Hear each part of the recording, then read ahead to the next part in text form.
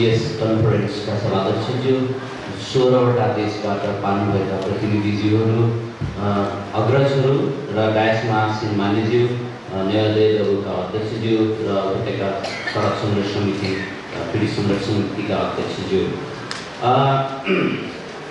म चाहिँ पहिले माफी माग्छु। म नेवारी भाषा, नेपाल भाषा भर्खर सिक्दैछु। म अर्कोचोटि यो सम्मेलनमा पक्कै पनि म नेवारी भाषामा, नेपाल भाषामा बोल्ने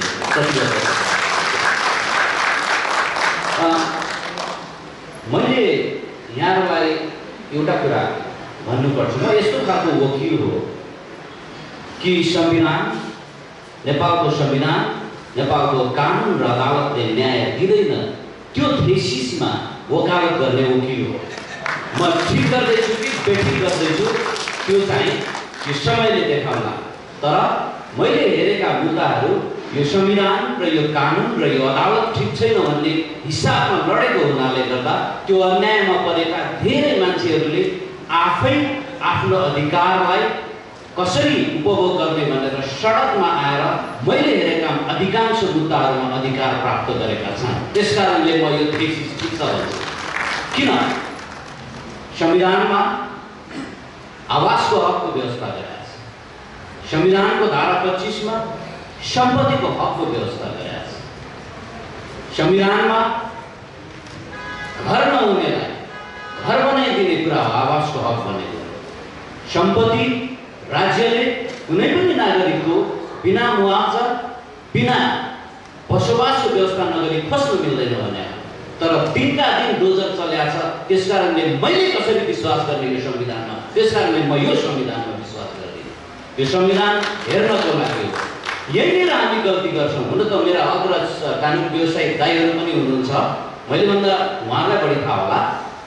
तर वास्तवमा दुईटा मुद्दाको कुरा गर्छु म। एउटा मुद्दा डाक्टर भाइ काजी तिवारी विरुद्ध चतुर्भुज भट्ट विरुद्ध भाइ काजी तिवारी भएको मुद्दा ठिकै सडकको हो। अहिले सुमनजीले भन्नुभएको तथ्यमा भएको मुद्दा। त्यो मुद्दामा के भयो भने सर्वोच्च अदालतले संविधान अनुसार क्षतिपूर्ति दिनुपर्छ, घर भत्काइनु हुँदैन, अनि त्यस पछाडि पीडितहरूसँग सहमति कायम गरेर मात्रै राज्यले कुनै पनि विकासको काम गर्नुपर्छ भनेर फैसला गरे। तर ठिकै त्यस्तै तथ्य भएको मुद्दा कालीमाटीदेखि बल्कुसम्मको गोपाल तन्दुरकार भएको मुद्दामा ठिक उल्टो फैसला गर्यो र सर्वोच्च अदालतले भने विकासको कुरा रोक्नु हुँदैन। त्यसो भनेपछि यो दुई खालको फैसला गर्ने सर्वोच्च अदालतमा मैले विश्वास कसरी गर्ने? र तपाईहरुलाई म सर्वोच्च अदालतमा विश्वास हुन्छ कि हुँदैन? त्यसो भए वकिल तपाई सर्वोच्च अदालत किन जानुहुन्छ भनेर तपाईले प्रश्न गर्नुहुन्छ। म सर्वोच्च अदालतमा न्याय पाइन्छ भनेर होइन, न्यु खोज्न जाने हो। यो सर्वोच्च अदालत ठिक छैन भनेर देखाउनको लागि जाने हो। त्यसकारणले म सर्वोच्च अदालत जान्छु र यो मुद्दामा पनि मैले सर्वोच्च अदालतमा मुद्दा लगेको छु। अब म अलि गम्भीर कुरा गर्छु। 4 भन्ज्याङ काटेर खाली हात लिएर आउने मान्छेहरू 10 वर्षमा काठमाडौँमा जग्गा किन्ने भएका छन्। 10 वर्षमा एउटा होइन, 2टादेखि 3टासम्म घर बनाएका छन्। तर नेपाल बन्नुभन्दा अगाडिदेखि बसेका काठमाडौँका नेवारहरू आफ्नो संस्कृति चलाउनु, छोराछोरी पढाउनु, छोराछोरीको बिहे गर्नु, विदेश पठाउनु, त्यो घरको जग्गै बेच्नुपर्ने अवस्थामा पुगेको छ। कसरी यस्तो अवस्था हुन गयो? अग्रजहरू तपाईहरुलाई यो बारेमा विश्लेषण गर्नुभएको होला। अर्को कुरा, म टेलिभिजनमा जति बेला म काठमाडौँमा भएका नेवारहरूको विरुद्धको कुरा गर्छु, मैले उचाल्नलाई कुरा गरे होइन। यो अन्याय, मैले नेवारको कुरा गरे होइन, यो न्याय र अन्यायको कुरा हो। यो अन्यायको विरुद्धमा मैले कुरा गर्दाखेरि कतिपय नेवारहरूले नै होइन यस्तो जातीय कुरा नगर्नुहोस् भन्नुहुन्छ। त्यो के हो? मैले अन्याय ठान्दिनँ। वास्तवमा नेवारमाथि यति दमन छ, साइकोलोजिकली यति दबाइएको छ, अन्याय परेको पनि भन्न सक्दैन नेवारले। त्यो भन्दा विडम्बना के हुन सक्छ? त्यसैले यस्तो स्थिति छ। अहिले त यो सडक विस्तार मैले यसरी हेरेको छैन। कानुनको दृष्टिकोणबाट, न्यायको दृष्टिकोणबाट हेर्दाखेरि यो सडक विस्तारसँग दुईटा योजना छ। एउटा हामीले सडक विस्तारको मुद्दामा सर्वोच्च अदालतमा फैसला गर्दा मैले भने यो तपाईहरुले सिनेमामा हेर्नु भएको होला अदालतको कुरा फ्यासिनेटिङ हुन्छ भनेर, होइन। कहिले कहिले न्यायाधीश अदालत त्यस्तो ठाउँ हो जहाँ 65 वर्षसम्म, अमेरिकामा त नमरिन्जेलसम्म न्यायाधीश हुन पाइन्छ। अनि बुढो भएपछि निन्द्रा लाग्छ, स्वाभाविक। वकिलको कुरा त्यस्तै पट्यार लाग्दो हुन्छ। अनि बहस गरिराखेको अनि घरिघरि सुत्दै थियो एउटा न्यायाधीश। मैले भने श्रीमान यो रोड एक्सपेन्सन होइन, यो चाहिँ यो नेवारहरूलाई एट्याक गरिएको, सिस्टमेटिकली एट्याक गरेको कसरी भनेको। त्यस पछाडि न्यायाधीश त त्यस्तो पनि हो र, यो जातीय विभेद भयो भनेको कसरी जातीय विभेद हुन्छ, यो जेनोसाइड भयो श्रीमान भनेको त्यस पछाडि कसरी हुन्छ। किनभने मसँग डेटा छ। काठमाडौँको यो जग्गा खोसिन्ने, घर भत्किन्नेहरू 90 देखि 100% नेवारहरू छ, 10% गैर नेवारको परेको छ। अनि यहाँ गुठी सांस्कृतिक हरेक कुराहरू भत्काइँदैछ। त्यो सबै नेवारहरूको आस्थाको कुराहरू नेवारहरूसँग जोडिएको छ। यो भनेको के हो, फिजिकल्ली जग्गा र घर खोसिदिएपछि फिजिकल्ली नेवारहरूलाई त्यहाँबाट हटाउँदैछ, पहिचान पनि नाश गरिदिएपछि नेवारहरूलाई जेनोसाइड गरिँदैछ। यो दुईटा कुरा सडक विस्तारमा भइरहेको छ। त्यसकारणले त्यो कुराले यो अदालतले हेर्नुपर्छ भनेपछि अनि न्यायाधीशहरू पनि सचेत भयो। त्यही हिसाबमा हो अहिले। अब मैले समय दिनलाई समय त भइसक्यो, तर पनि यो जरुरी छ, त्यही भएर अलिकति मुद्दामा आइदिनु आग्रह गर्छु। हजुर, अब तपाईले भन्नुभएको कुरा कसरी अगाडि गर्न सकिन्छ, यो मसँग एउटा किताब छ, यो चाहिँ द इम्पेरियल गोर्खा भन्ने हिमयचन्द्र रेग्मीले लेख्नु भएको।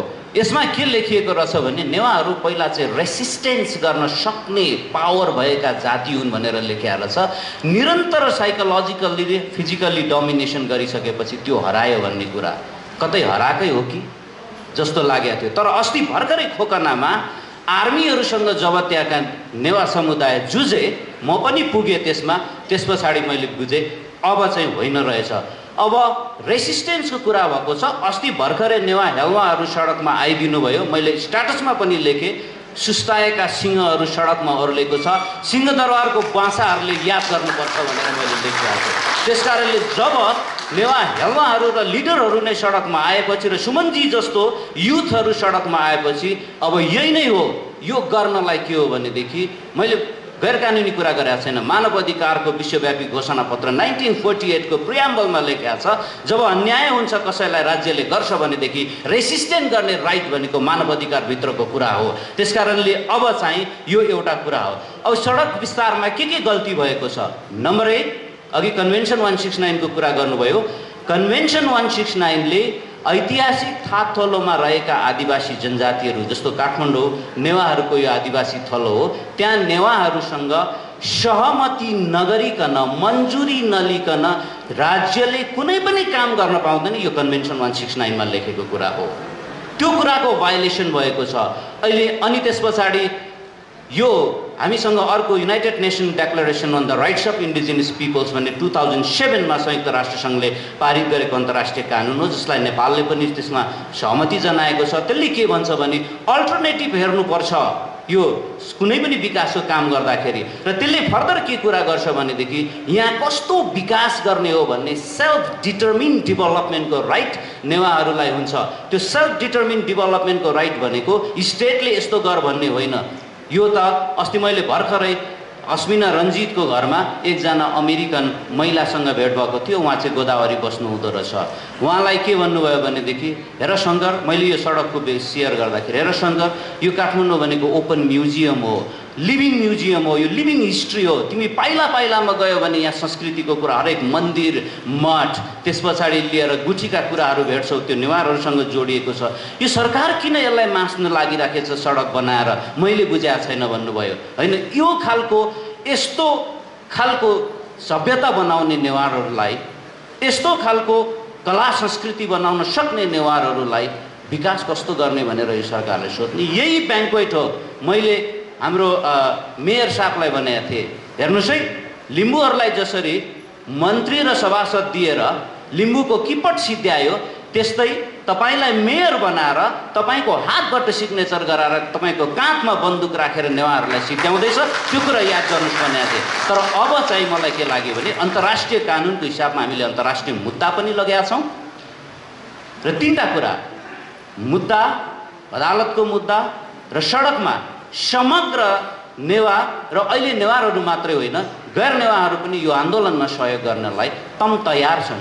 सब मिलेर हामीले एकमुष्ट हिसाब किताबमा कानुनी लडाई अनि त्यस पछाडि हाम्रो समुदायको लडाई र मानव अधिकारसँगै जोडेर लग्यौँ भनेदेखि मेरो विचारमा सिंहदरबारमा बसेर अब चाहिँ त्यहाँ नक्सा कोर्दै मन्त्रालयमा बसेर नक्सा कोर्दै नेवारको घर भत्काउने दिन समाप्त हुन्छ। यो मेरो विश्वास हो। मैले तपाईँलाई आश्वासन दिएको कुरा होइन। हस्, धन्यवाद।